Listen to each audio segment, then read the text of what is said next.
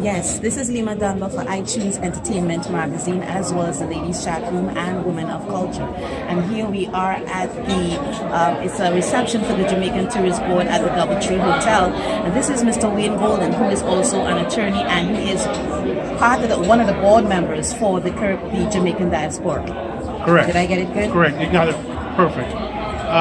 What's happened over the last 13 years, the government of Jamaica has seen it fit to formalize a group of people to advise the Ministry of Foreign Affairs and Foreign Trade, Jamaicans living in the diaspora. So they formed a board basically to cover the major countries, Canada, England, and the United States. There are 3 of us in the United States, so we divided the United States in 3 regions. I'm in charge of 13 states. Which includes, of course, Florida. So yes, the southern. 13 southern states. The other 2 members, one is in the Northeast and one is in the Midwest. So between the 3 of us, we formed a board from the United States, but we also sit with the other members, 2 from Canada and 2 from the United Kingdom.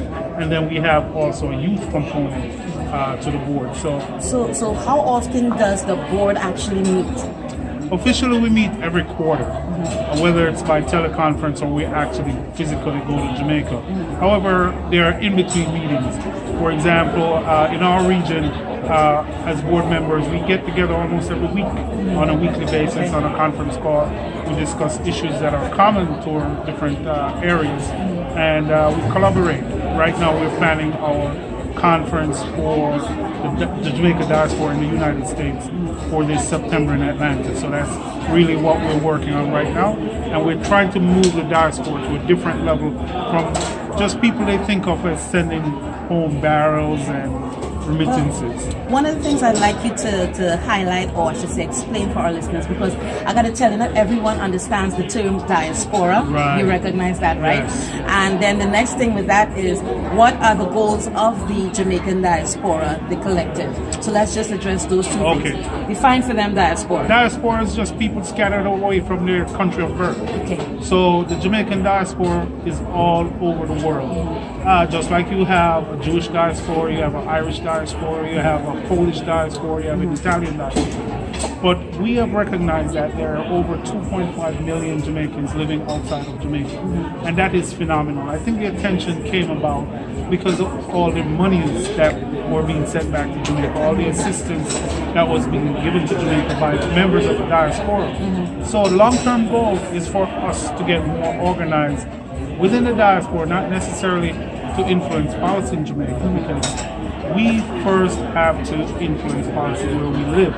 So we're looking at a lot of things: political empowerment, economic empowerment, and formulating ourselves as a group that we can lobby for changes within our own community that affect us, that affect our children who are growing up in this community, but also to maintain our culture as a people. I got one quick question to ask you, which is kind of referring to the diaspora, but not.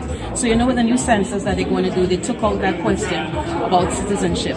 What are your thoughts on that? Because I think that is going to, of course, skew the data, and a lot of people are not going to, Absolutely, it will skew the data because the census is all about how they distribute money in your community. And if you're not recorded as constituents, it's very hard for them to plan and sort of make provisions for your group of people to be allocated money. And that's what we're talking about in terms of empowerment. These are some of the policy issues where we as a group have to approach the lawmakers, or we have to become lawmakers ourselves. I just returned on the state, local, and federal level. Right. I just got back from Washington this week, where I was there lobbying on immigration issues that affect us as Caribbean people. Because what affects Jamaica affects Trinidad, affects Guyana. It affects all of us. So we took it to that level. There were 4 of us as Caribbean attorneys among 500 attorneys from across the United States out of a 15,000 membership group. And it was just pleasant to see how you had access to the people who make the laws. And we have to start doing more and more. This is not my first trip lobbying, but this was probably the most successful. One of the things I'm hoping that you're lobbying for is to have that little box that says Caribbean American. Because I don't like putting Black American, because I am not. I am Caribbean. Well, there is a process to get that done, and that's why we have to get involved with the Census Bureau. We have to write. We have to talk to our Congress people. We have to talk to our senators. We just cannot sit and wait. Sit back and wait for things to happen. Because this affects us. So who better to present our issues than us? But we have to use the right procedure and know the right people. And they're accessible. They're available because we as Caribbean people have placed people in very high positions in this country. So we need to spread it out. And actually, like you said, call, write, or email your congressman or woman so you can get the things that you are passionate about on the ballot. And one of the things that, yes, I am passionate about is being able to check Caribbean American. And not only that, far more important, we must become United States citizens when we have the opportunity. Because that's where all the perks are. That's where you create a constituency, Yes. because you cannot vote without citizenship. So nobody would recognize your numbers if you don't have it. If you don't have it. And that's where the economic power comes in. That's where the political power comes in. So I would invite and encourage each and every one of us to do like what Mr. Golding is saying. And I got to get you on the show. So they don't have to put you on blast, right? No problem. No problem. Well, you know, we're constantly running, and we're trying to wear as many hats as we can, and not spread ourselves thin. But we need to do more, connect more, and thank you for what you're doing. I gotta say this though. One of the things I admire is how the Jamaican diaspora, you guys have come together. I wish we part of the Trinidadian diaspora. Don't knock them too much. Don't knock them too much. It's coming. They're getting their act together. It's coming because so you guys are meeting with them. We are and collaborating. Great, and you might not see it in the public eye, but we all have the same passion about where we're from.